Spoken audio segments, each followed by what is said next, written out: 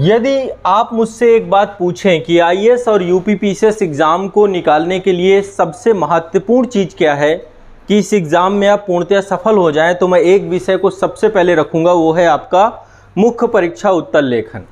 और इसीलिए लगातार पिछले कई वर्षों से मैंने हमेशा यही जोर दिया है कि यदि आपने आंसर राइटिंग पे काम कर लिया तो आप इस एग्ज़ाम को निकाल सकते हैं।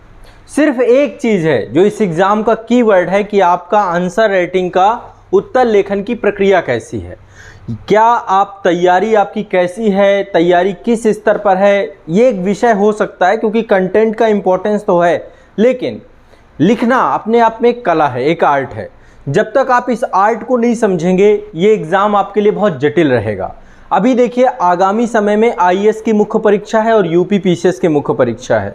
प्रारंभिक परीक्षा के लिए आप पूरा दम लगा देते हैं, लेकिन मैं सच बताऊं, प्रारंभिक परीक्षा के बाद मुख्य परीक्षा लिखने का अवसर मिलता कितने लोगों को है, वो वैकेंसी के ऊपर तय करता है। कभी 5000 बच्चे मेंस लिखते हैं, कभी 10,000 लिखते हैं, बस इतनी ही संख्या होती है।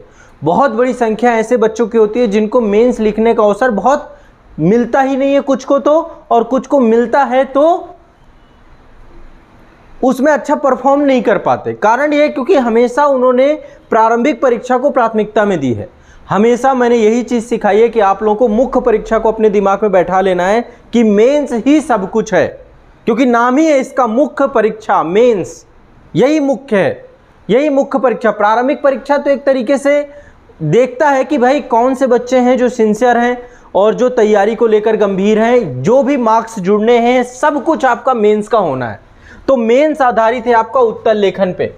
यदि मैं आईएएस की बात करूं तो यहाँ पे लगभग 1750 मार्क्स का आपको उत्तर लेखन करना है और यूपीपीसीएस में लगभग 1500 मार्क्स का उत्तर लेखन करना है, तब जाकर के आप चयनित हो पाएंगे। तो आपके चयन का जो सबसे बड़ा आधार है वो है आपका मुख्य परीक्षा उत्तर लेखन। ये बिल्कुल दिमाग में बैठा लीजिए।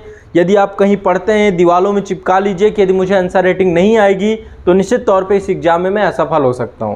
इसलिए इसका जो आधार है इस एग्जाम को क्वालिफाई करने का, इस एग्जाम को निकालने का आधार है, वो सिर्फ और सिर्फ आपका उत्तर लेखन है।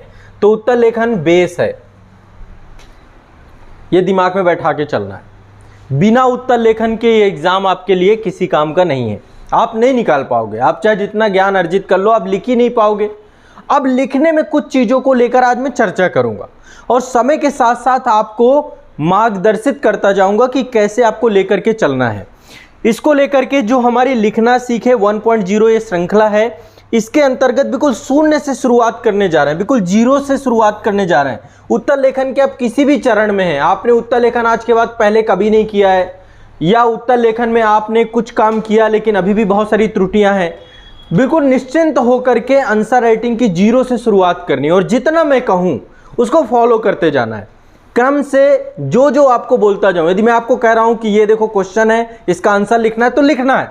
ये नहीं डरना कि मैं अच्छा लिख पाऊंगा, मुझे पता है नहीं पता है, बट लिखने का प्रयास करना है। जो समय अवधि में आपको बताऊं उस समय अवधि में आपको बैठना है। और जो लोग मेंस लिखने जा रहे हैं, आप लोग कंपलसरी 40-50 एपिसोड है मेरे, ये लाइव सेशन के साथ जुड़ेंगे तो ज़्यादा बेहतर रहेगा, क्योंकि आप on the spot answer writing कर पाएंगे। 1 घंटे के सेशन में एक टॉपिक के बारे में भी पढ़ पाएंगे और उत्तर लेखन भी सीख पाएंगे। तो ये बिल्कुल लाइव है, मतलब लाइव का मतलब है एक तरीके से प्रैक्टिकल आप लोग सीखोगे कि क्या क्या कमियां होती है और इन कमियों में सुधार क्या करना है।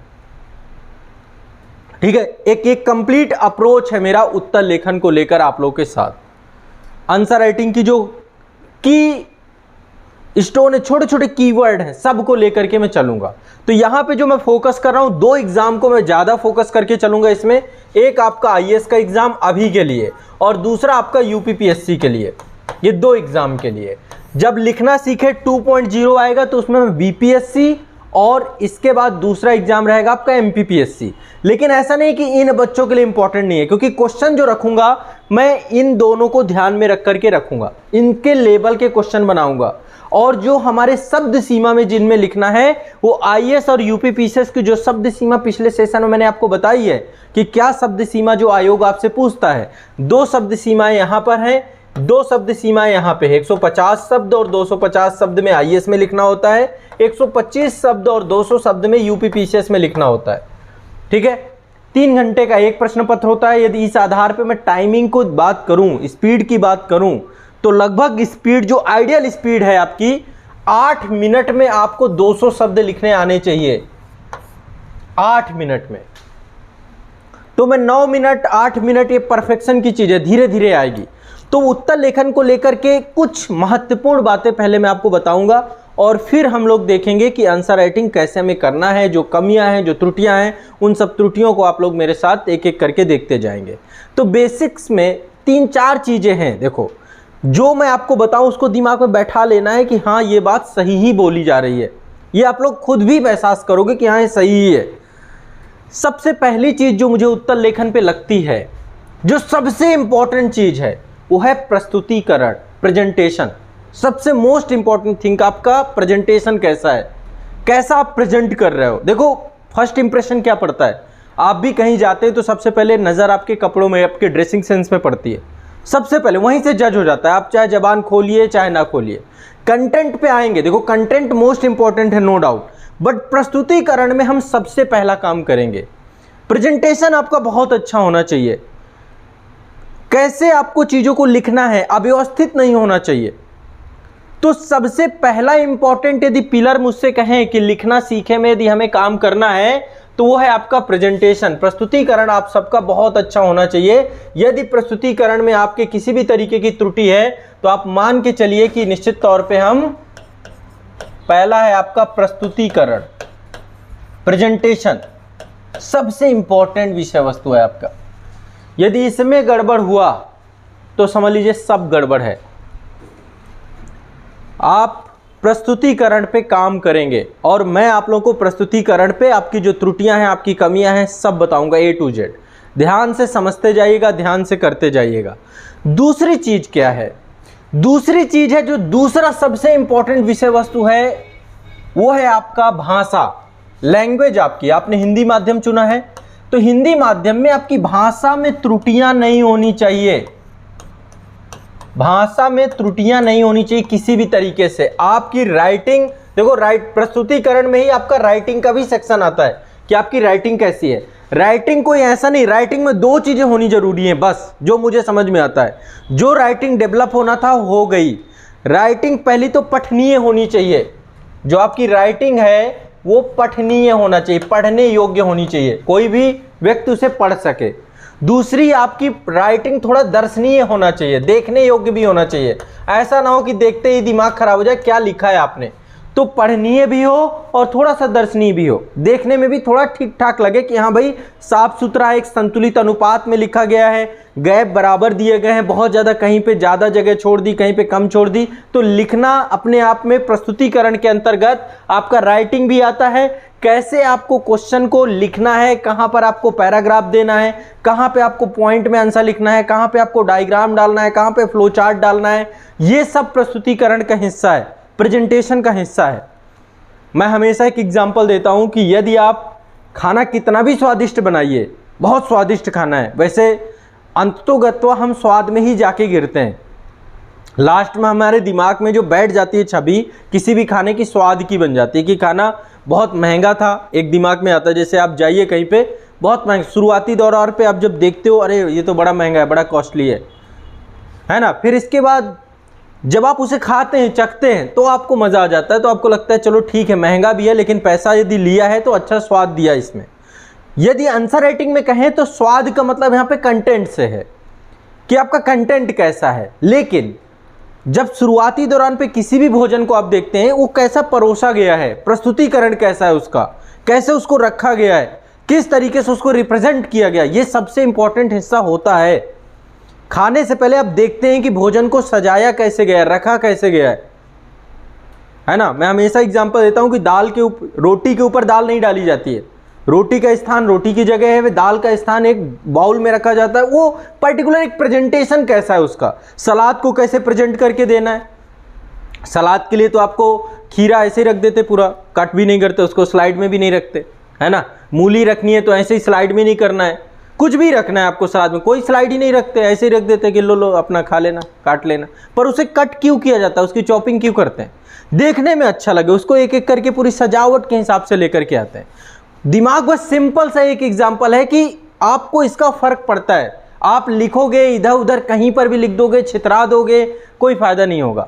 तो प्रेजेंटेशन मोस्ट इंपॉर्टेंट सेगमेंट है, आपके नंबर में काम करेगा आपका। और उसके अंतर्गत राइटिंग में आपको रेगुलर वर्क करना पड़ेगा। राइटिंग आपकी अभी कैसी भी है, बहुत अच्छी राइटिंग है तो उसको मेंटेन करके आपको रखना है। राइटिंग में यदि आपके अभी त्रुटियां हैं तो उसको लगातार सुधारते हुए चलना है। ठीक है, मैं आपको त्रुटियां बता दूंगा कि देखो अभी प्रेजेंटेशन अच्छा नहीं है और बेहतर करने की कोशिश करो। कुछ एग्जाम्पल के तौर पे कॉपियां भी आपको देखने को मिलेंगी, उसमें भी आपको समझ में आएगा।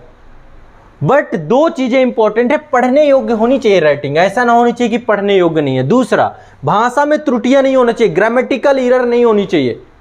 ये सबसे इंपॉर्टेंट चीज है और इसमें टाइम लगेगा आपका सही करने में। टाइम इसको भी लगेगा, प्रस्तुतिकरण में भी समय लग जाता है लगभग। यदि आप अभी से करना चालू करेंगे तो 15 से 20 दिन में आपका प्रेजेंटेशन में सुधार होना चालू हो जाएगा। इतना टाइम तो ये ले लेगा। और त्रुटियों में टाइम लगेगा आपको 3 महीने, 3 मंथ मान लीजिए। 90 डेज में आप त्रुटियों में सुधार करना स्टार्ट कर पाएंगे। बट 90 डेज रेगुलर एफर्ट होना चाहिए आपका। त्रुटियां आपकी सही हो सकती हैं बट मुद्दा ये, अब इसके लिए मैंने आपको एक तरीका भी बता रखा था पहले से ही कि आपको कुछ नहीं करना है। यदि आपकी हिंदी की एरर्स हैं, आप एक न्यूज़पेपर लीजिए, न्यूज़पेपर में संपादकीय पेज आता है। संपादकीय पेज में एक तो नए शब्दों को भी पढ़ने को मिलता है, डेली करंट के नए नए टॉपिक, नए नए शब्दों को वहाँ पे देखने को मिलता है। तो संपादकीय पेज को बड़े इसलिए पढ़िए ताकि भाषागत त्रुटियाँ, आपकी भाषा बहुत स्ट्रांग हो सके। उसमें नए शब्दों को सीखिए, शब्दों को लिखा कैसे गया है थोड़ा सा जागरूकता के साथ देखिए। पर डे 1 घंटे का एफर्ट यदि आप करने लग जाएं, एक संपादकीय पढ़िए, ज़्यादा नहीं करना, क्योंकि हम संपादकीय पढ़ रहे हैं नॉलेज के लिए नहीं पढ़ रहे हैं, बल्कि अपनी भाषा को सुधारने के लिए पढ़ रहे हैं। तो काम आपका बेहतर होना चालू हो जाएगा। दूसरा जो सबसे इंपॉर्टेंट है, तीसरे नंबर पे मैं उसको रख रहा हूं, जो सबसे इंपॉर्टेंट है, बट इनके बिना बात नहीं बनेगी, दोनों चीजें खराब हैं। तीसरा है आपके क्वेश्चन का विस्तार की परिधि कितनी है, क्वेश्चन का कंटेंट कैसा है। कंटेंट मतलब विषय वस्तु, विषय वस्तु, ये तीसरी सबसे महत्वपूर्ण विषय है। सबसे पहला काम जो करना होता है आंसर राइटिंग में, जो भी क्वेश्चन पूछा गया है पहले समझना होता है कि आपसे आंसर क्या मांग रहा है, उत्तर क्या मांग रहा है आपसे। कोई भी प्रश्न पूछा गया, प्रश्न का उत्तर क्या आप दे रहे हैं। जैसे मैं आपसे पूछूं कि आपका नाम क्या है, आप बताएं नहीं नहीं सर मैं तो बिहार से हूं, तो मेरा क्वेश्चन क्या था आपसे, आपका नाम। आप बता क्या रहे हैं, आप हैं कहां से, कोई फायदा नहीं है, नंबर 0 ही मिलेंगे। जबकि आपने बताया, आपने बोला। मैं जो आपसे पूछूं, क्वेश्चन आपसे जो पूछ रहा है उसका उत्तर देना है तो नंबर मिलेंगे। यदि आप कंटेंट से बाहर गए तो आपके नंबर कम हो जाएंगे, ये दिमाग में बैठा लीजिए। आपको विषय वस्तु जो पूछा गया है उसके इर्द गिर्द ही आपको उत्तर लेखन करना है। आपकी विस्तार परिधि क्या होनी चाहिए, डायमीटर क्या होनी चाहिए, क्वेश्चन क्या पूछा गया, आप क्या लिख रहे हैं इस पे आंसर नहीं मिलेगा, क्वेश्चन का उत्तर कितना लिखा है इस पे आंसर मिलेगा। यही कंटेंट का सबसे महत्वपूर्ण हिस्सा है। तो विस्तार परिधि आपकी सही होनी चाहिए, प्रस्तुतिकरण आपका बहुत अच्छा होना चाहिए, भाषा आपकी त्रुटिपूर्ण नहीं होनी चाहिए, अच्छे शब्दों का प्रयोग होना चाहिए, आम बोलचाल की भाषा होनी चाहिए, बहुत क्लिष्ट नहीं होनी चाहिए। बहुत क्लिष्ट भाषा का यूज करेंगे वो भी नुकसानदायक है ना। और जो तीसरा है आपकी विषय वस्तु, आपका कंटेंट, कि आपसे जो पूछा जा रहा है, जो पूछा जा रहा है उस वही लिखें, वही उत्तर दें। अब इसके लिए प्रश्न को पहले समझना होता है कि प्रश्न में क्या पूछा जा रहा है मुझे, ठीक है। जो पूछा जा रहा है वही लिखेंगे तो आपको नंबर मिलेंगे, लिखने पे नंबर नहीं मिलते। यदि आप कुछ भी लिख देंगे तो आपको बिल्कुल नंबर नहीं मिलेंगे, कुछ भी लिख देने पे नंबर नहीं मिलते। ये होता था ग्रेजुएशन तक में, एक दिमाग में माइंडसेट में बैठ चुका है आप लोगों के कि जाएंगे पेज भर के आने, है ना, 2 पेज लिखेंगे, 4 पेज लिख देंगे, पन्ने भरने से नंबर मिलते हैं। 10th 12th में अभी रिजल्ट आया ना यूपी बोर्ड का 10th 12th का, तो 10th और 12th में भी एक ये बैठा दिया जाता है कि कॉपी फुल करके आनी है, बी कॉपी भी ले लेनी है। यहाँ पे कोई फ़ायदा नहीं उस चीज़ का। आप 100 शब्द ही लिखिए, 200 शब्द लिख रहे हैं तो भी, चाहे जितना आप लिखिए, 50 शब्द लिख रहे हैं तो भी आपको एग्जामिनर को धोखा नहीं देना है। देखो एग्जामिनर के पास आपकी क्या है, कॉपी, सिर्फ आपकी पर्सनालिटी पूरी कॉपी से झलकती है, उसके पास दूसरा कुछ भी नहीं है। आमतौर पे देखा जाए तो यूपीएससी का या यूपीपीसीएस का जो भी एग्ज़ाम किया जा रहा है, पर्टिकुलर जो उस साल की वैकेंसी है उनको फिल करने के लिए किया जा रहा है।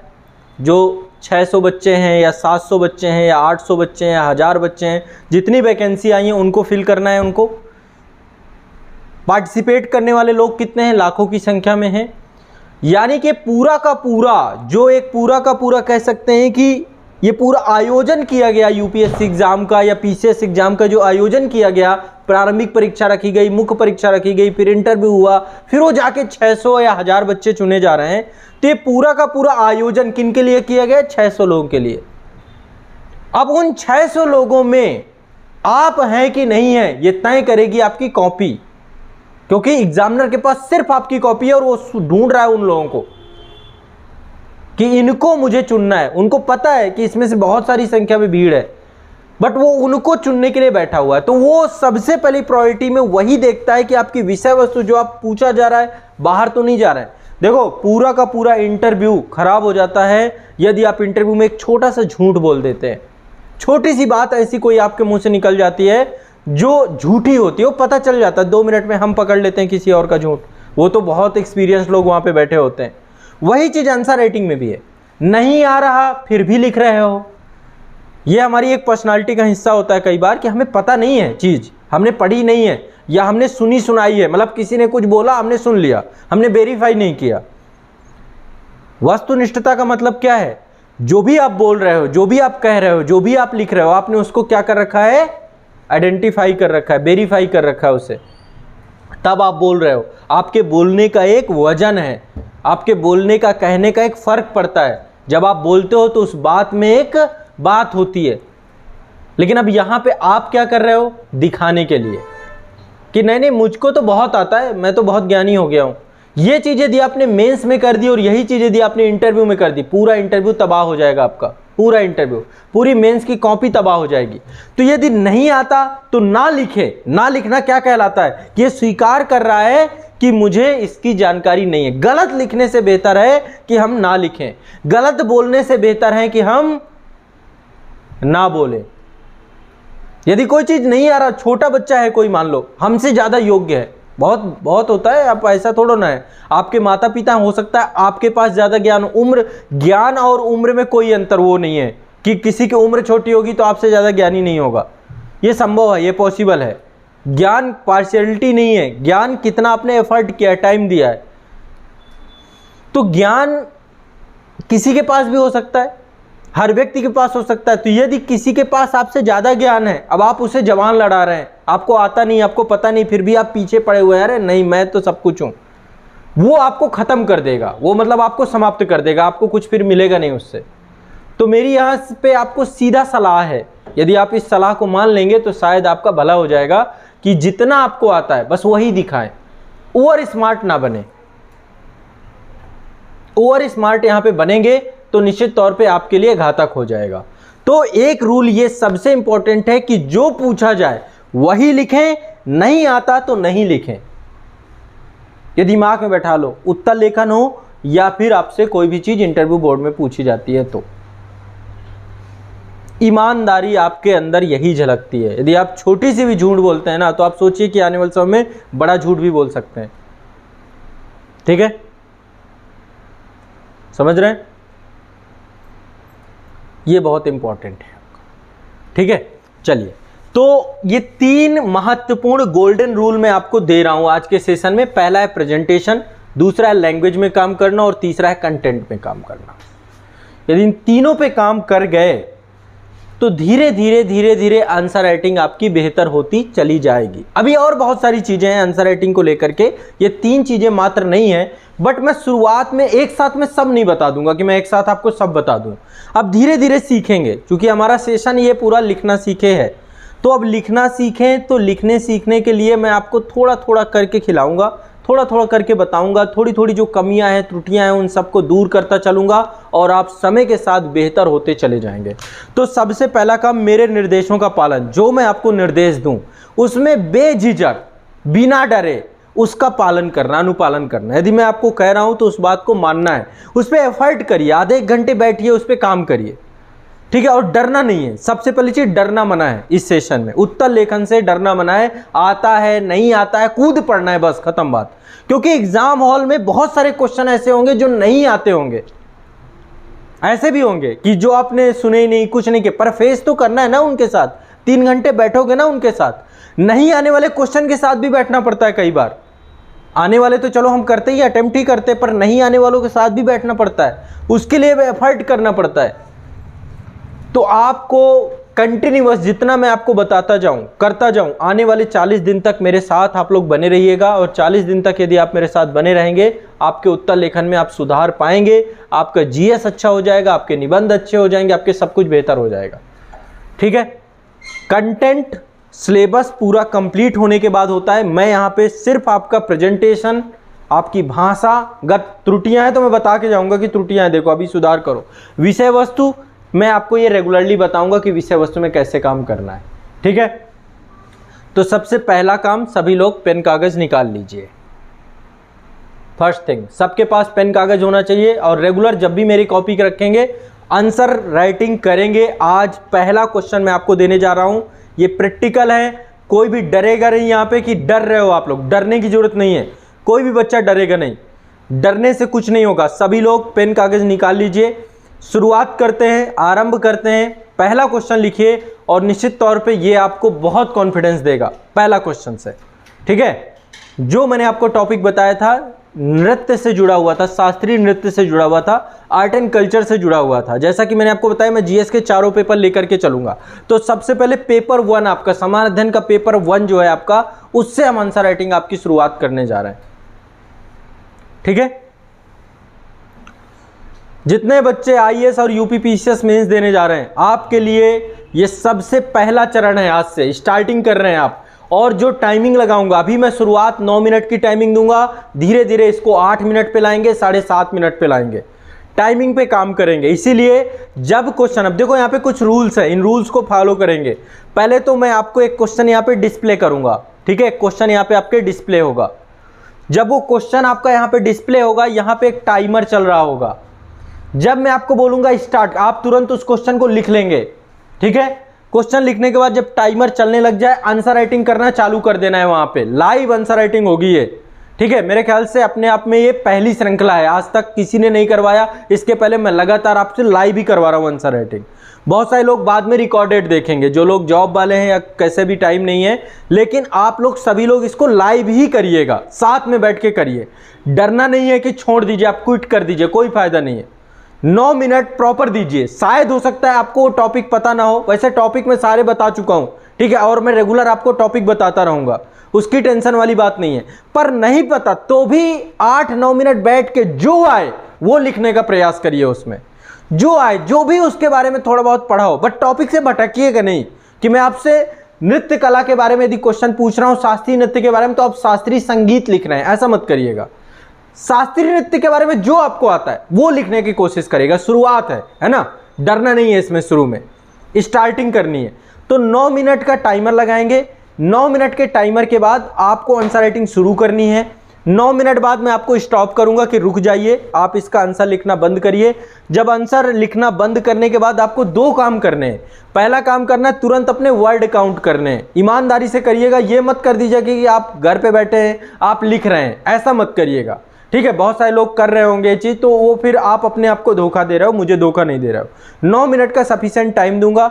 9 मिनट बाद आपको काउंट करने अपने शब्द कि 9 मिनट में आप कितने शब्द लिख पा रहे हो। इसका बेनिफिट क्या होगा, हम डेली ट्रैक कर पाएंगे कि हमारे वर्ड बढ़ रहे हैं या फिर अभी घट रहे हैं।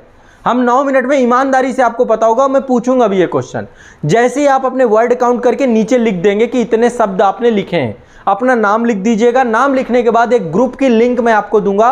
ग्रुप की लिंक आजाद आईएएस एकेडमी के टेलीग्राम चैनल पे दूंगा, या फिर ऑलरेडी आप ज्वाइन कर चुके होंगे। लिखना सीखें 1.0 का जो ग्रुप है, उसमें आप क्या करेंगे, अपनी कॉपी सेंड कर देंगे।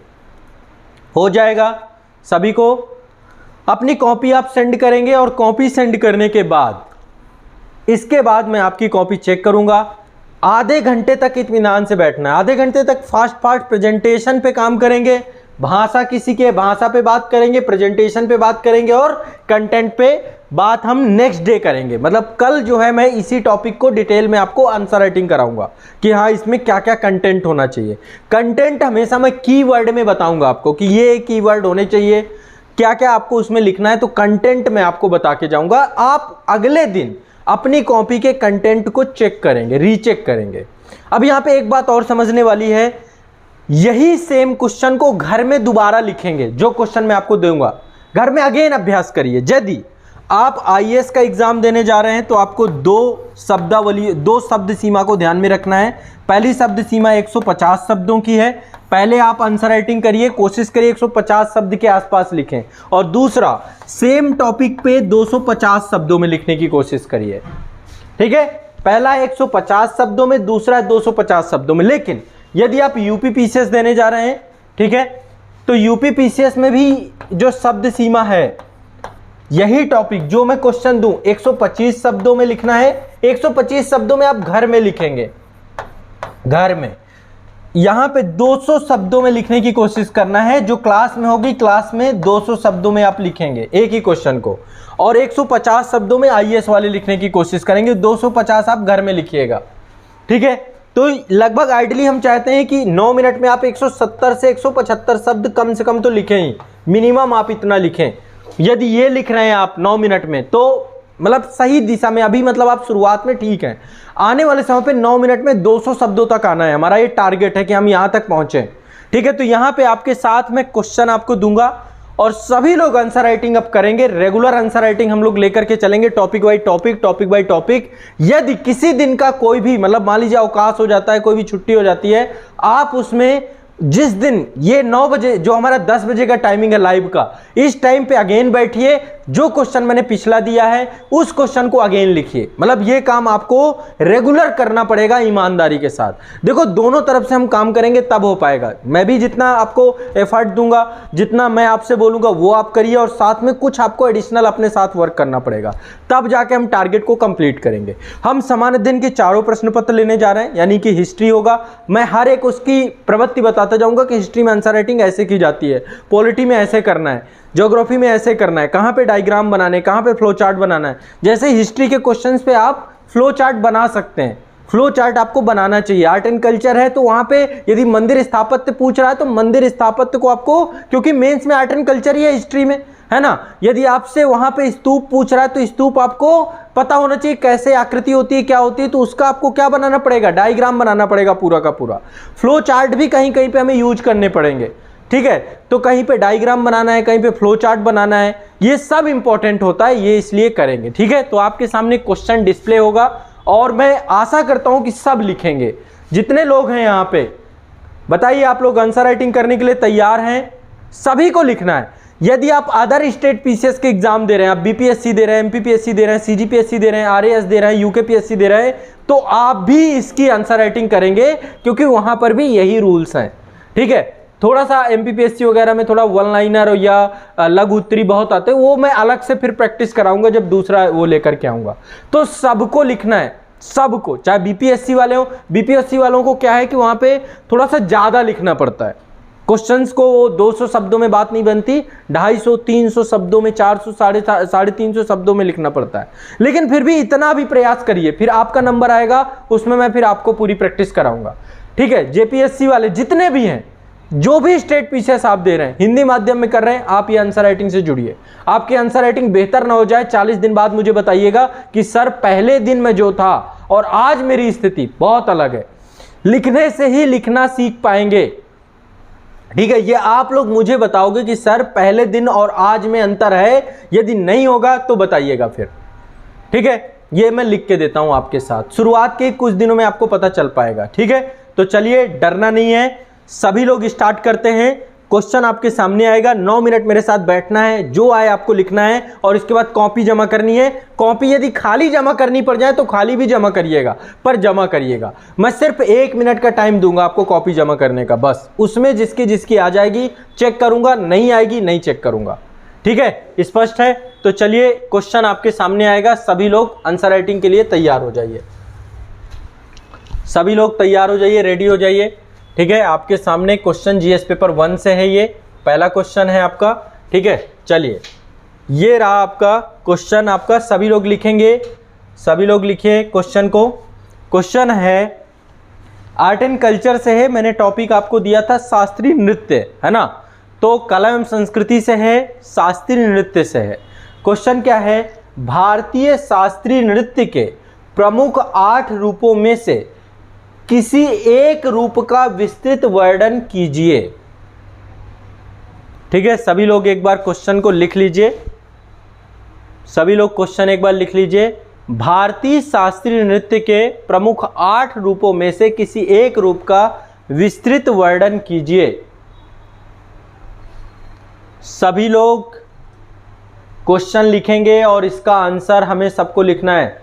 मैं जैसे ही टाइमर यहाँ पे चालू करूँगा, टाइमर चालू होगा, आप लोग लिखना शुरू कर देंगे और मुझे एक बार कमेंट सेक्शन में बता देंगे कि हाँ आप लोगों ने, एक बार कमेंट सेक्शन में मुझे बताइए कि आप लोगों का आंसर क्वेश्चन लिख गया है कि नहीं। जैसे ही क्वेश्चन लिख जाए बता देना है मुझे, ठीक है। क्वेश्चन जैसे लिख जाए बताना है आपको, डरना नहीं है किसी को भी, किसी भी स्तर में। आपको पता है नहीं पता है, लेकिन 9 मिनट जद्दोजहद करनी है मेरे साथ। 9 मिनट आपको कोशिश करनी है कि आप लिखें ही, इस पे जो आता है वो लिखें, पर लिखें ज़रूर। हल्का सा हिंट दे दूं क्या? हिंट दे दूंगा, फिर हिंट ही लिखोगे आप लोग, दिक्कत भी यही है। यदि हिंट दे दिया जाए तो फिर वो क्या होता है कि दिमाग में बैठ जाता है कि यही हिंट सही होगा, अपना नहीं करना है मुझे। तो जो आपको आए वो डरिए। बस मैं 8 शास्त्रीय नृत्य आपको एक बार बता देता हूँ कि 8 शास्त्रीय नृत्य कौन से, इनमें से जिसके बारे में भी आपको पता हो उनके बारे में आप लिखने का कोशिश करिएगा। पहले देखो क्वेश्चन, मैंने आपको बताया है पहला रूल है हमारा क्वेश्चन को अच्छे से पढ़ना, कि क्वेश्चन में क्या पूछा गया है। ठीक है, क्वेश्चन में क्या पूछा गया है। तो क्वेश्चन में है भारतीय शास्त्रीय नृत्य के प्रमुख 8 रूपों। तो सबसे पहले इंट्रोडक्शन में आपको ये 8 रूप बताने हैं, और जो उत्तर है आपका किसी एक रूप का, पहले 8 रूप आप बता दीजिए कौन कौन से हैं, फिर एक रूप का आप विस्तृत वर्णन कर दीजिए। ठीक है, तो 8 रूप आपके कौन कौन से हैं। देखिए, जो हमारा संस्कृति मंत्रालय है, भारत सरकार का एक स्वायत्त संगीत नाटक एकेडमी एक संस्था है आपकी, तो उसके द्वारा 8 शास्त्रीय नृत्यों का वर्णन किया गया है। 8 शास्त्रीय नृत्य कौन कौन से हैं? भरतनाट्यम, कुचिपुड़ी, ओडिसी, कथक, कथकली, मोहिनीअट्टम, इसके बाद आपका मणिपुरी, है ना, और ये आपके टोटल 8 शास्त्रीय नृत्य हैं। तो इन 8 शास्त्रीय नृत्यों के बारे में एक एक करके आप लिखेंगे। ठीक है, चलिए स्टार्ट करते हैं। 9 मिनट का टाइमर यहाँ पे दूंगा। आप लोगों को इनमें से किसी एक के बारे में लिखना है। जैसे कथक उत्तर प्रदेश का है तो कथक के बारे में लिख दो, मोहिनीअट्टम के बारे में पता है, भरतनाट्यम के बारे में पता है, ओडिसी के बारे में पता है, किसी के बारे में पता है तो आप लिख सकते हो। ठीक है, चलो स्टार्ट करते हैं, प्रारंभ करते हैं, लिखना शुरू करिए। कोई बात नहीं, 9 मिनट तक बैठो, जो समझ में आए, कुछ आता हो, 1 शब्द, 2 शब्द, 4 शब्द, 10 शब्द, हमें 200 तक पहुंचाना है, लेकिन क्वेश्चन के बाहर नहीं जाना। सब लोग लिखना चालू करें, जितने भी हैं सबको लिखना है, कोई भी डरेगा नहीं। कोशिश करो, बैठे रहो। 2 शब्द, शब्दों की संख्या 200 तक ले जानी है। देखो 9 मिनट में क्या आता है, नहीं आता तो भी आप उस पर संघर्ष कर रहे हो, ये एक बहुत बड़ी बात होती है। क्विट नहीं करना है, छोड़ना नहीं है, लिखना है बस, बिना लिखे भला नहीं है।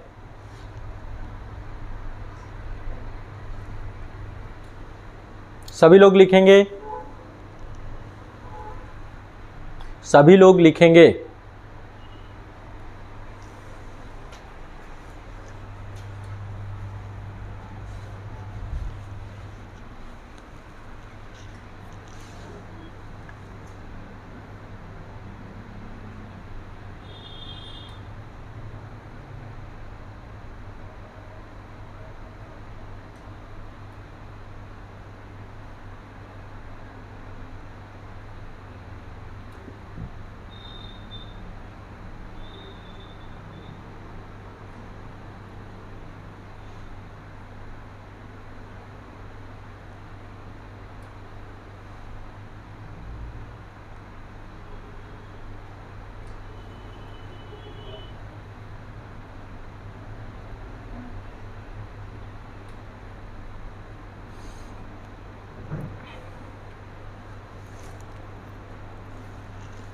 सभी लोग कोशिश करिए, लिखने का प्रयास करिए, डरिए मत। डरना मना है।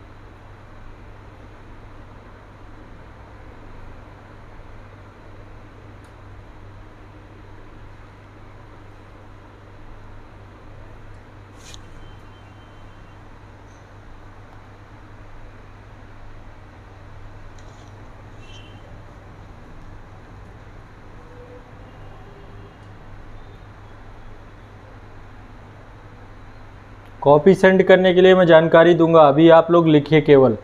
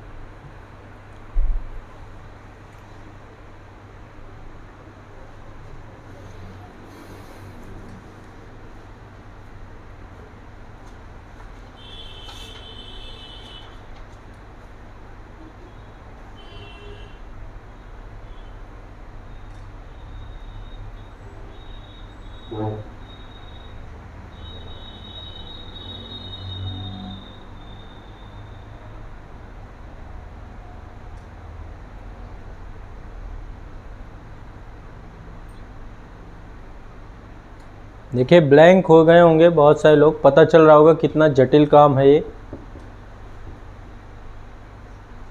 इसीलिए यही सब कुछ है, ऐसे नहीं इसको मेंस बोला गया है।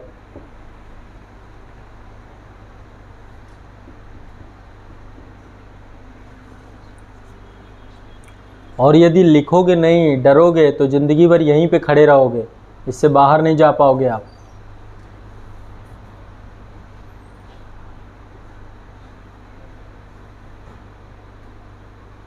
यहीं पे खड़े रह जाओगे फिर। इसलिए लिखना है, जद्दोजहद करनी है। डरोगे, डरते रह जाओगे, कितना डरोगे।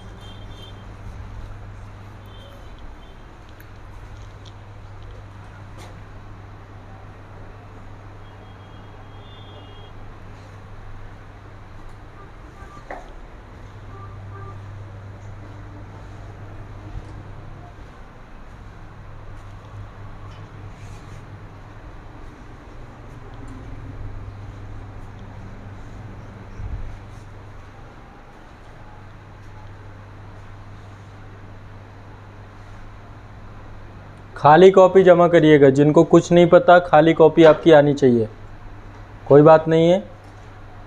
टॉपिक मैं आपको एडवांस में सारे बता के रखे हैं मैंने, वैसे फिर से एक बार टॉपिक बता दूंगा आपको, नेक्स्ट टॉपिक क्या होगा, तो आप लोग फिर तैयार करके रखिए टॉपिक को, फिर मैं नहीं सुनूंगा कि आप लोगों को नहीं पता है।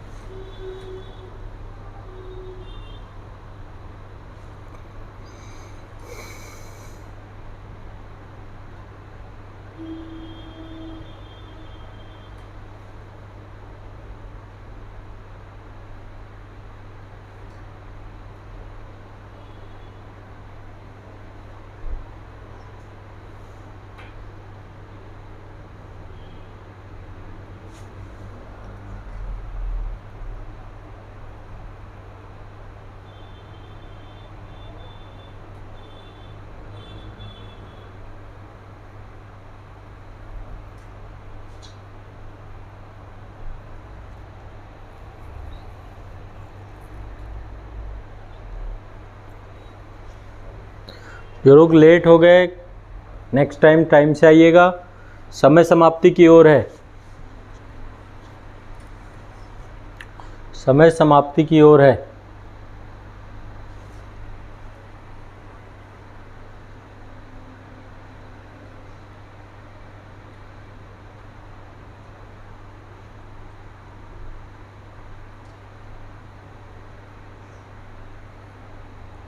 समय समाप्त, लिखना बंद करिए और अपने शब्द गिनिए, कितने शब्दों में आपने लिखा है। यदि किसी ने 0 शब्दों में लिखा है, 0 लिखो उसमें, और शब्द लिखिए कितने शब्दों में आपने लिखा है, लिखना बंद कर दीजिए।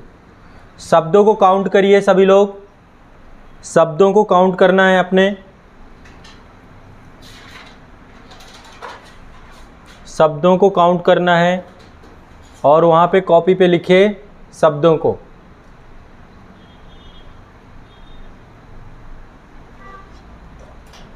फोटो क्लिक करिए, शब्दों को काउंट करके शब्द लिखना, अपना नाम लिखना है, और एग्ज़ाम का नाम लिख सकते हो। आईएएस दे रहे हो, यूपीपीसीएस दे रहे हो, एग्ज़ाम का नाम भी लिख सकते हो। उसमें 3 चीज़ें लिखनी है, अपना शब्द, नाम, और जो एग्ज़ाम के लिए बीपीएससी दे रहे हो, एमपीपीएससी दे रहे हो, सब का नाम लिखना है उसमें। जो भी एग्ज़ाम आप दे रहे हैं मेंस, उस मेंस को लिखना है आपको जिसके लिए आप टारगेट हो रहे हैं। यदि पीसीएस दे रहे हो और आईएएस दे रहे हो तो दोनों लिखना है आपको।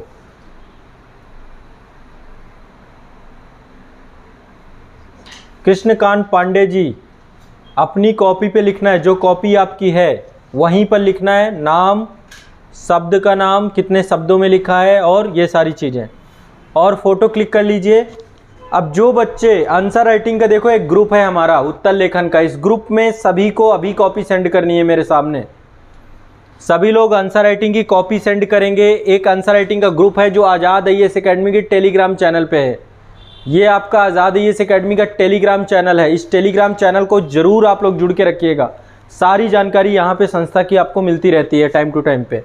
तो आज़ाद आईएएस एकेडमी का टेलीग्राम चैनल है, और इस टेलीग्राम चैनल पे देखो एक मैंने ग्रुप की लिंक भेजी है, लिखना सीखें 1.0। इस ग्रुप से ज्वाइन हो जाना है, या जी ज्वाइन आप ऑलरेडी हैं तो कोई दिक्कत नहीं है। लगभग 6000 बच्चे हैं इस ग्रुप में आंसर राइटिंग को लेकर के। इस ग्रुप में ज्वाइन हो जाना है सभी को, इस ग्रुप में सभी को ज्वाइन हो जाना है। मैं आपको परमिशन दूंगा कॉपी सेंड करने की।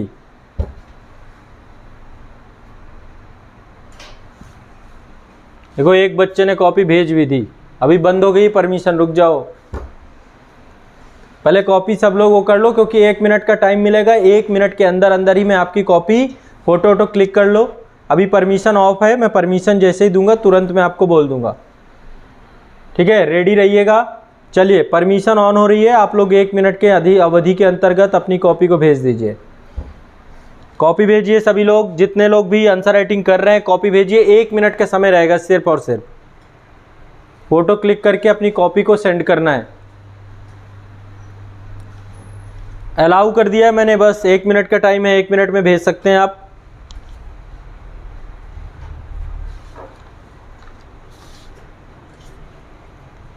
कॉपी यहीं सेंड करना है सभी को, 1 मिनट का समय है, यहीं पे कॉपी भेज दीजिए।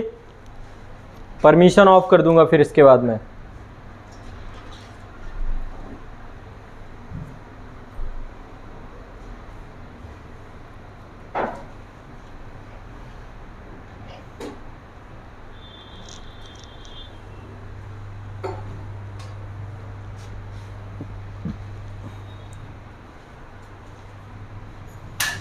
परमिशन ऑफ, परमिशन मैंने ऑफ कर दी है, वापस आ जाओ सभी लोग। अब नहीं आएगी आप लोग की कॉपी, हो गया। जितने लोग की कॉपी आ गई है बस उतने लोगों को। बेटा वर्षा गोपी जी, देखो शब्द नहीं लिखे आपने, मतलब जो चीज़ मैं बोलता हूँ उस चीज़ को अब या तो मैं आपके काउंट करूँगा शब्द। अब जल्दबाजी के चक्कर में आप लोग जो बात बोली जाती है कम से कम पूरी सुना भी तो करिए, क्या बोला जा रहा है आपसे। जिसको भी अभी तक ग्रुप नहीं मिला है, आप लोग आज़ाद आईएएस एकेडमी के टेलीग्राम चैनल पे जाओ। आज़ाद आईएएस एकेडमी के टेलीग्राम चैनल पे जाओगे, यहाँ पे ग्रुप है आपका लिखना सीखे का, यहाँ पे ग्रुप के लिंक में जाओगे, उसको ज्वाइन कर लोगे। देखो अब एग्जैक्ट 6000 मेंबर हो चुके हैं हमारे ग्रुप के।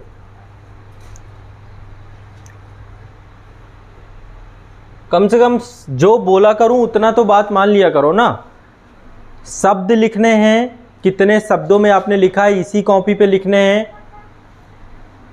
हाँ नहीं, आप भेज नहीं सकते, हो गया, आप कंप्लीट हो गया, टाइम ओवर हो गया आपका। ठीक है, आप सेंड नहीं कर सकते हैं, कॉन्फ्लिक्ट वर्ड, अब नहीं भेज पाएंगे, अब हो गया। अभिषेक दीक्षित सर, आज मैं लेट हूँ, ज्वाइन किया हूँ उसके बाद भी। ठीक है, खाली कॉपी जमा करना है, जिसको नहीं लिख पाया उसको खाली कॉपी जमा करना है। और नेक्स्ट टाइम से मैं कॉपी नहीं चेक करूंगा यदि आपने शब्द नहीं लिखे, अपना नाम नहीं लिखा और अपना एग्ज़ाम नहीं लिखा, मैं कॉपी चेक ही नहीं करूंगा फिर। ठीक है, भेजने का भी कोई मतलब नहीं रहेगा। कम से कम जितना बोलूं उसको बात तो मानेंगे ना आप। देखो लगभग ये क्वेश्चन जो था, इस क्वेश्चन में आपको एक शास्त्रीय नृत्य के बारे में बताना था, उस शास्त्रीय नृत्य के बारे में विशेषताएं बतानी थी, कहाँ से उसका उद्भव हुआ और कौन कौन से व्यक्तित्व पर्सनालिटी उससे जुड़े हुए हैं। ठीक है, और 8 रूप कौन कौन से हैं भारतीय शास्त्रीय नृत्य के, उनके बारे में थोड़ा सा आपको एक एक रूप जितने भी हैं सारे लिखने थे। बेटा अब नहीं जाएगा, मैंने बताया ना आशुतोष जी, अब कॉपी नहीं जमा होगी आपकी। टाइम 1 मिनट का ही था, 1 मिनट के बाद वो आपका मैंने परमिशन ऑफ कर दिया है। अब ये मुझे 10 बार ना बोलना पड़े, मैं एक बार बोल रहा हूँ, बस सुन लेना है। अब कॉपी कल भेजिएगा, कल कोशिश करिएगा कि उस टाइम पीरियड पे तुरंत आप लोग भेज दीजिए। जो भी टाइम है, 1 मिनट का टाइम मिलेगा, जिस टाइम मैं बोलता हूँ उस टाइम को महत्व समझते नहीं है। अब ये थोड़ा ना है कि आपको कॉपी मैं पूरा, ये इसीलिए ताकि आप एग्जैक्ट टाइमर के साथ ही काम कर पाएँ, इसलिए मैं आपको टाइम दे रहा हूँ इस तरीके से। ठीक है, चलो, तो इसमें ओवरऑल अब ये कौन है, ये हैं वर्षा गोपी जी। वर्षा जी, सबसे पहले मैंने आपको जो बताया उसको आपको ध्यान में रखना है।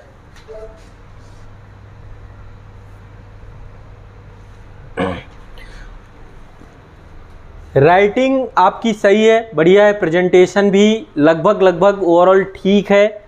कंटेंट नहीं था आपके पास प्रेजेंटेशन में, इसमें जैसे कि अब आपने यहाँ पे एक पर्टिकुलर लिख लिया कथकली, जैसे मान लीजिए पहले आपने सबके बारे में लिखा, लिखने के बाद यहाँ पे कथकली के बारे में आपने लिखना चालू किया।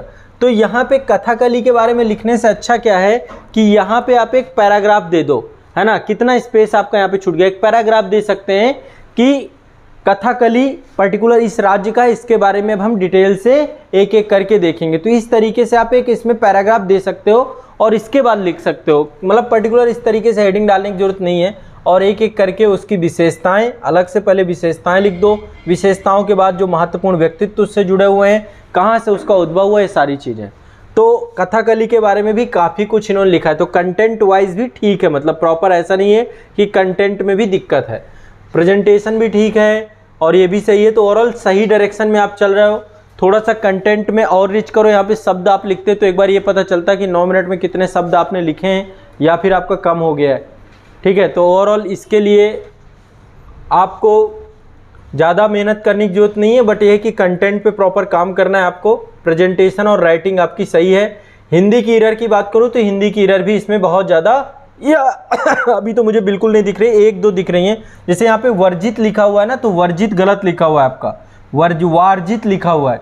तो हिंदी में भी एरर कुछ है थोड़ा बहुत, बाकी ज़्यादा नहीं है, बट जो गलत लिखा हुआ उसको सुधारिए, ठीक है। हिंदी में जो कमियां हैं उनको एक बार देखना है, वार्जित को वर्जित कर लो, ठीक है।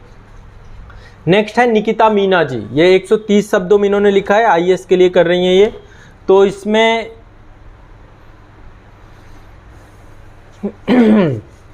देखो इन्होंने पूरा आंसर पॉइंट वाइज लिखने का प्रयास किया है। पहले एक पैराग्राफ के बाद पॉइंट देने का प्रयास किया है।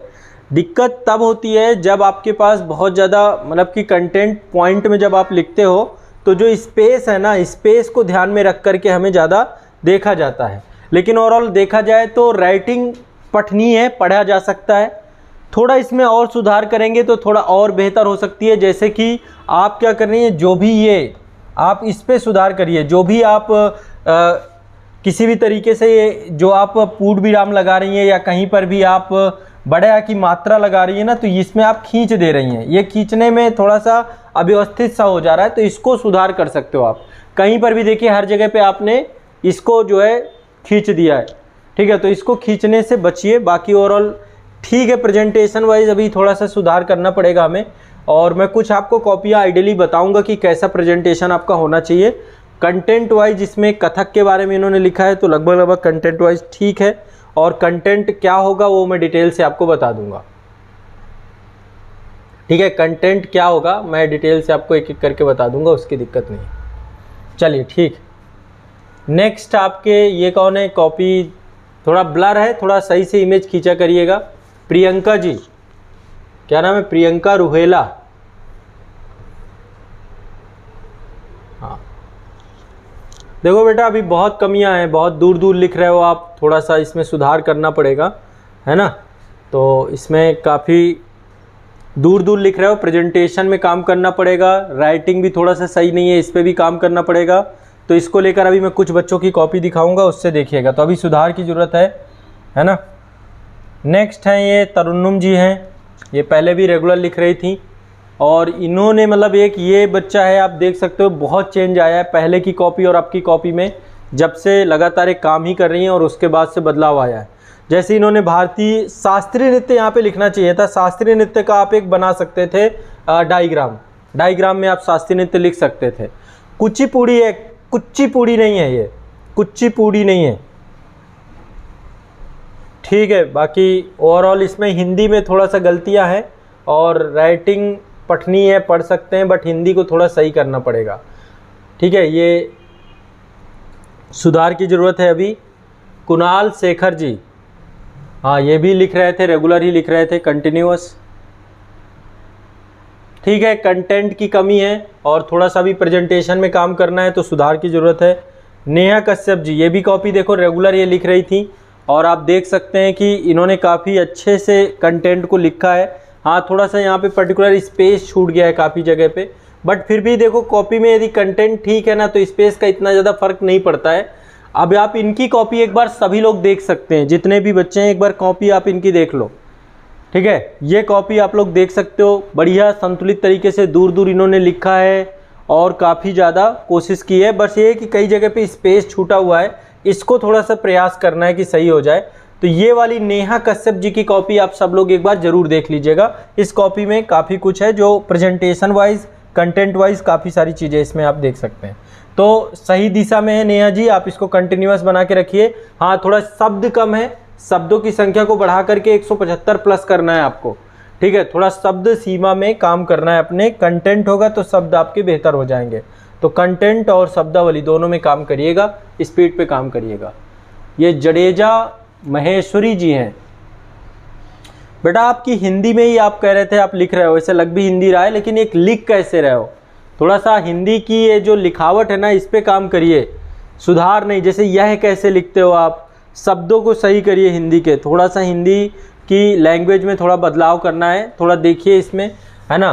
तो कथक है तो का यहाँ पे ला लिखा हुआ है, थोड़ा हिंदी की इरर्स भी है आपकी, ग्रामेटिकल इरर है और देखने में भी थोड़ा सा सही कम लग रहा है। और कई जगह पे आपने ऊपर अंडरलाइन नहीं किया है, लाइन नहीं खींची है, तो लाइन खींचने का कोशिश करो, सुधार करिए, ठीक है। और स्पीड अभी कम है, 120 शब्दों में ही लिखा है।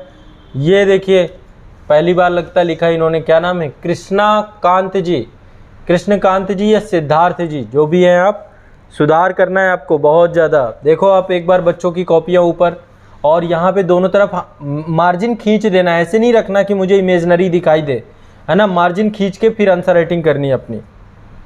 अभिषेक दीक्षित जी, बेटा अभी सुधार की ज़रूरत है, एक बार बच्चों की कॉपियाँ देखिए बहुत ज़्यादा।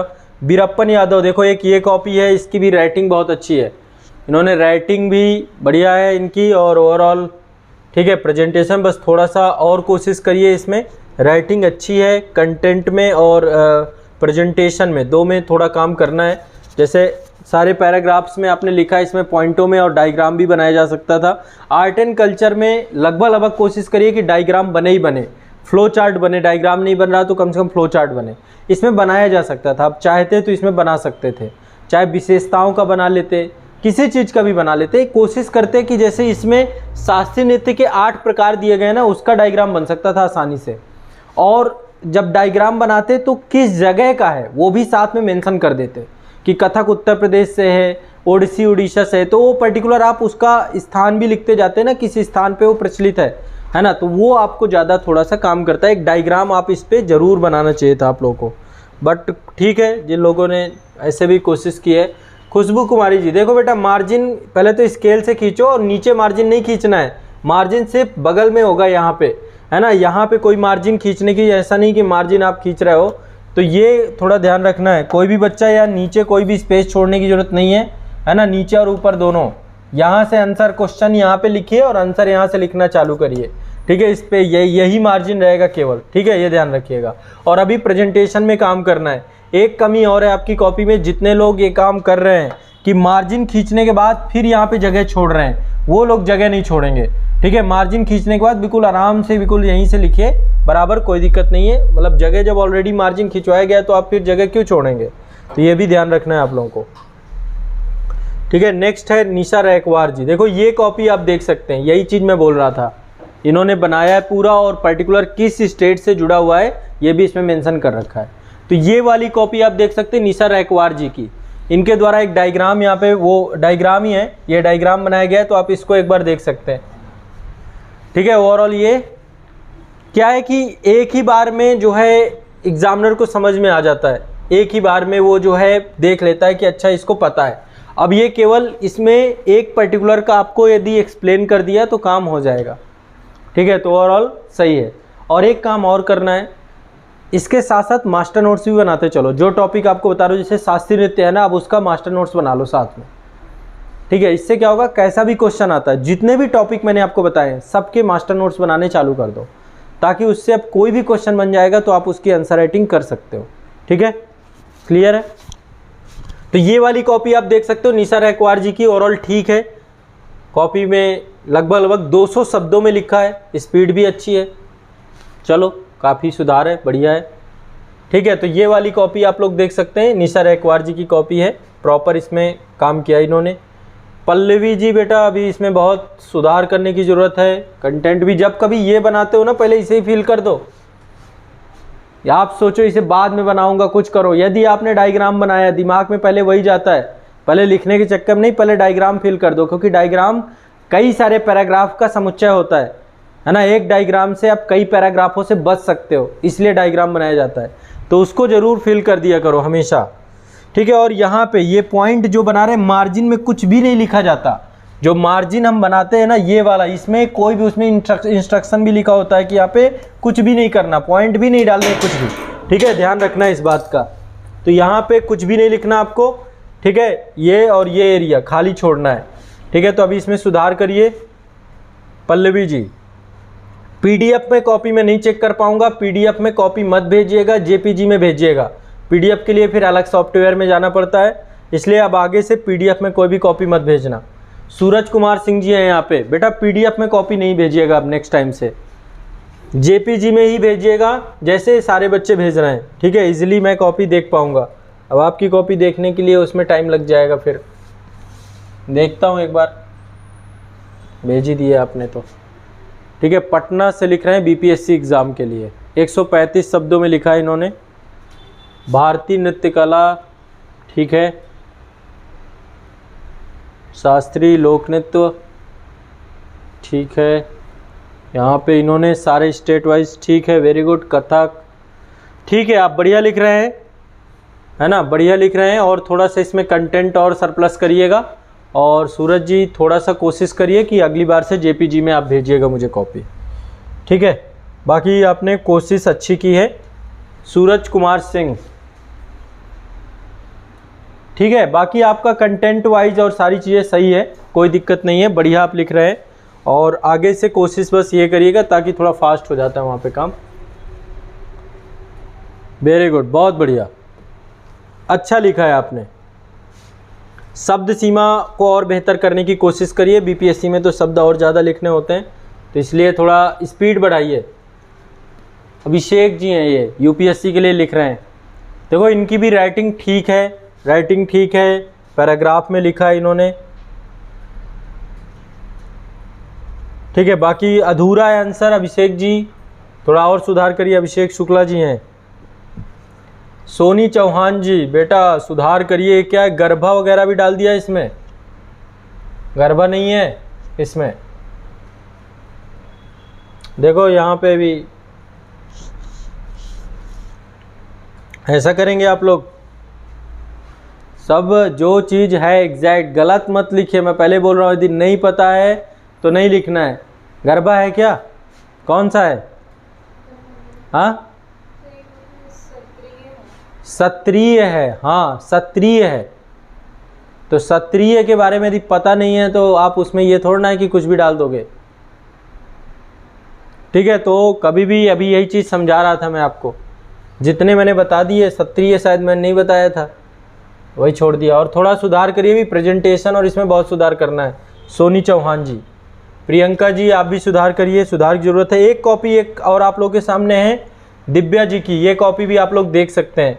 दिव्या श्रीवास्तव जी की कॉपी आपके सामने है, बढ़िया का, बहुत अच्छा, बहुत रेगुलर लिख रही हैं ये, ठीक है। छऊ नृत्य भी इन्होंने साथ में यहाँ पे इनबिल्ड कर दिया है, ठीक है। हाँ, छऊ नृत्य के साथ 9 शास्त्रीय नृत्य हो चुके हैं, ठीक है। कुचिपुड़ी, भरतनाट्यम, कथक, शास्त्रीय, मणिपुरी, मोहिनीअट्टम, ओडिसी, कथकली।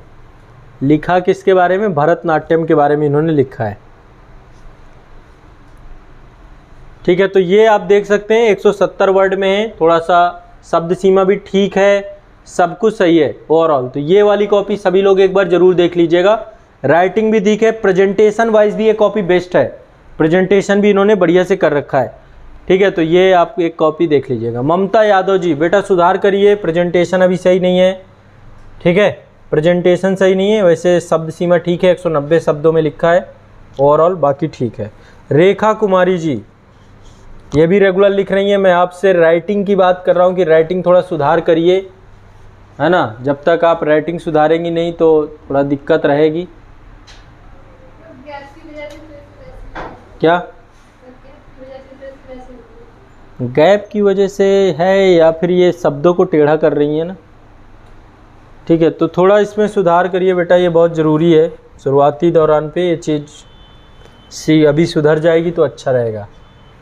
और ये कौन है? गॉड ब्लेस, बेटा आप भी सुधार करिए प्रेजेंटेशन का, और इसका यहाँ पे डालने की ज़रूरत नहीं है। ऊपर आप एक बार दिव्या जी की कॉपी देख सकते हो, उसमें देख सभी लोग, जिनने लोगों को है एक बार दिव्या जी की कॉपी देखिएगा। ये कौन है? निशा कुमारी भारती, 100 शब्दों में। बेटा राइटिंग तो ठीक है आपकी, बट अभी ये इसमें सुधार करिए, अभी कंटेंट को लेकर काम करना है, बाकी ओवरऑल राइटिंग सही है। अनुपम कुमारी, 187 शब्द,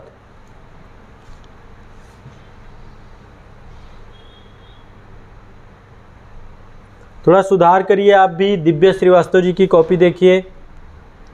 बेटा ऐसे मत लिखो, एक एक करके लिखोगे तो ये तो पेज पूरा आपका ख़त्म ही हो जाएगा ना। तो आप ऐसे ही लिखिए, इसको पैराग्राफ में ही लिखिए, ज़्यादा अच्छा है। पैराग्राफ में लिखिए या डायग्राम बना दीजिए, है ना, तो ज़्यादा बेहतर रहेगा। राकेश जी, ये भी लिख रहे हैं काफ़ी टाइम से, बीपीएससी और यूपीएससी के लिए कर रहे हैं काम। ठीक है, अभी सुधार करिए आप, ऊपर कहीं पर भी लाइनिंग नहीं डालते हैं तो लाइनिंग खींचना चालू करिए आप अपनी कॉपी में, देखिए धीरे धीरे सुधार होगा। और बहुत दूर दूर लिखते हैं, थोड़ा लाइनिंग सुधारिए और दूर करिए, इसको सही करने की कोशिश करिए। नेक्स्ट है ये शुभनीश जी, आपको भी सुधार की ज़रूरत है, सुधार करिए अभी प्रेजेंटेशन में और राइटिंग में। नेक्स्ट है प्रियंका वर्मा जी, आपने भी एक साथ ही लिख रखा है, इसको पैराग्राफ में डालो। भारत का मानचित्र, हाँ बन सकता था इसमें, भारत का मानचित्र बना के यदि लिख देते तो एक पूरा आपका डायग्राम बन जाता, बहुत अच्छा। भारत का मानचित्र बनाना मतलब प्रैक्टिस में ले आओ, यदि प्रैक्टिस में ले आओगे ना, थोड़ा डेली कोशिश करो कि भारत का मानचित्र कुछ दिन तक, ज़्यादा नहीं 10 15 20 25 दिन तक करोगे तो एक इंडिया का मैप अच्छा बना के रख सकते हो। ठीक है, तो इंडिया का मैप बनाना सीख लो यदि आप आंसर राइटिंग में। और तो कई क्वेश्चन आपको आएंगे जो कि लगेगा कि मैं मानचित्र बहुत बड़ा मत बना देना कि पूरा पेज ख़त्म, छोटा सा मानचित्र बना के उसी में मेंशन कर दिया। ठीक है, छोटा सा मतलब जितना मैंने आपको बता रखा है कि इतना स्पेस आपको यूज करना है, उतने में ही मानचित्र बन जाए। तो बहुत बड़ा मानचित्र बनाना नहीं सीखना है। यूट्यूब पे बहुत सारे वीडियो मिल जाएंगे जिसमें मानचित्र बनाने को लेकर के एक बताया गया है, तो आप एक बार देख करके सही कर लो। कुचिपुड़ी के बारे में आपने बताया है। ठीक है, शब्द 150 हैं, बाकी इसमें अभी थोड़ा सा सुधार करिए। और ये चीज़ें यदि नहीं मानचित्र बन रहा तो फिर पैराग्राफ में। अच्छा, आप सोच रही थी यहाँ पे मानचित्र बनाए, नहीं ये पूरा फिर मानचित्र में बना के ही दिखा देते हैं ना। ठीक है, तो डबल डबल से अच्छा है, बेहतर हो जाता है, या फिर उसको लिखो।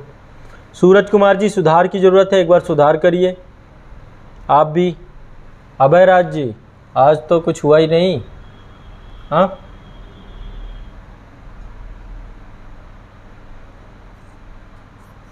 कितने 8 तो है ही नहीं ये। याद नहीं आ रहा था।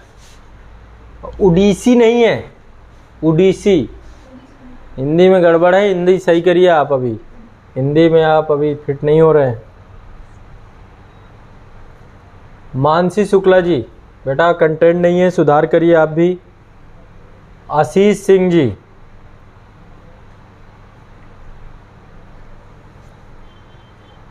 आशीष जी वही चीज़ है जो अभी मैंने एक बच्चे को कॉपी पे बताई है, आप भी थोड़ा सा इसको समझने का प्रयास करिए। एक तो यहाँ पे स्पेस नहीं छोड़ना है, जो आप स्पेस छोड़ रहे हैं इस तरीके की, ठीक है ना।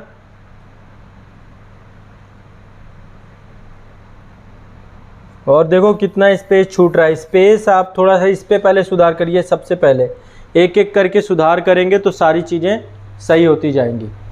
ठीक है, तो ये रही आप लोग की कॉपियाँ।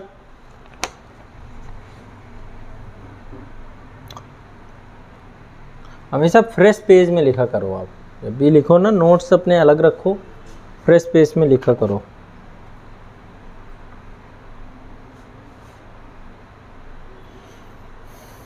ये क्या है, मोहिनी है और मोहिनी अट्टम दोनों अलग अलग हैं। आदि आदि करके छोड़ दिया, झूमर भी डाल दिए, ये कहाँ का है। हाँ, इसके बाद डिटेल से झूमर के बारे में ही बता दिया है। झूमर है, घूमर है, बिहार में सिर्फ झूमर लोग देखते हैं। अच्छा, लोक नृत्य है बिहार का। राजस्थान में घूमर है। ऐसा करेंगे, क्या बताया, पहला रूल बताया कि नहीं आता तो नहीं लिखना। लगभग डाल के नहीं, लगभग क्यों लिख सकते हैं, 0 नंबर है इसमें। लगभग कोई लगभग चल रहा है यहाँ पे, शास्त्रीय नृत्य जो है वही है ना, लगभग थोड़ा ना हो जाएंगे कोई। कुछ नहीं लिख सकते इसमें, 0 ही मिलेंगे आपको। ठीक है, तो कल इसके बारे में डिटेल से बताएंगे, कल इसके बारे में चर्चा करेंगे डिटेल से। नेक्स्ट सेशन जो आपका होगा, ठीक है, नेक्स्ट सेशन पे आपको डिटेल से मैं बताऊंगा कौन है ये। आंसर राइटिंग अब बस रेगुलर कंटिन्यूअस जो सेशन हो रहे हैं, इन सेशन को लगातार आप करेंगे और इसके बाद चीज़ों को रेगुलर बस अब कंटिन्यूअस आंसर राइटिंग में मेरे